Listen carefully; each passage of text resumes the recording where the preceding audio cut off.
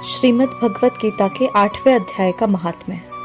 भगवान शिव कहते हैं, देवी अब 8वें अध्याय का महात्म्य सुनो। उसके सुनने से तुम्हें बड़ी प्रसन्नता होगी। लक्ष्मी जी के पूछने पर भगवान विष्णु ने उन्हें इस प्रकार 8वें अध्याय का महात्म्य बतलाया था। दक्षिण में आमर्दकपुर नामक एक प्रसिद्ध नगर है। वहां भाव शर्मा नामक एक ब्राह्मण रहता था, जिसने वैश्या को पत्नी बनाकर रखा था।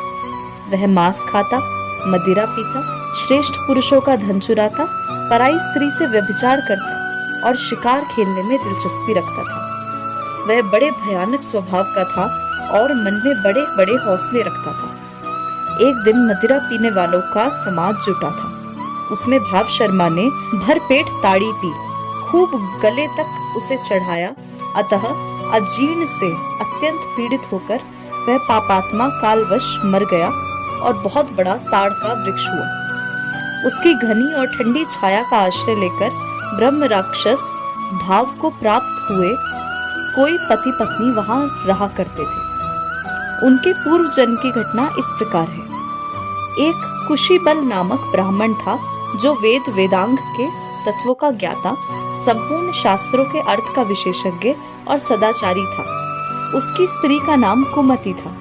वह बड़े खोटे विचार की थी। वह ब्राह्मण विद्वान होने पर भी अत्यंत लोभवश अपनी स्त्री के साथ प्रतिदिन भैंस, कालपुरुष और घोड़े आदि बड़े दानों को ग्रहण किया करता था, परंतु दूसरे ब्राह्मणों को दान में मिली हुई कौड़ी भी नहीं देता था। वे ही दोनों पति पत्नी कालवश मृत्यु को प्राप्त होकर ब्रह्म राक्षस हुए।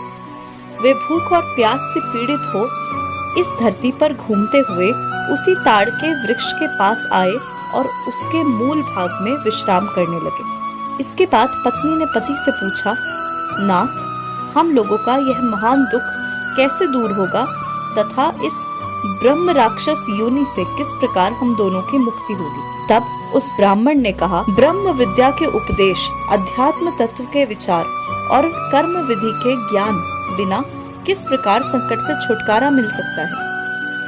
यह सुनकर पत्नी ने पूछा, किम तद ब्रह्म, किम ध्यात्मम, किम कर्म पुरुषोत्तम?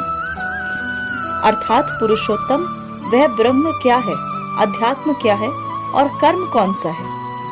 उसकी पत्नी के इतना कहते ही जो आश्चर्य की घटना घटित हुई उसको सुनो। उपर्युक्त वाक्य गीता के 8वें अध्याय का आधा श्लोक था।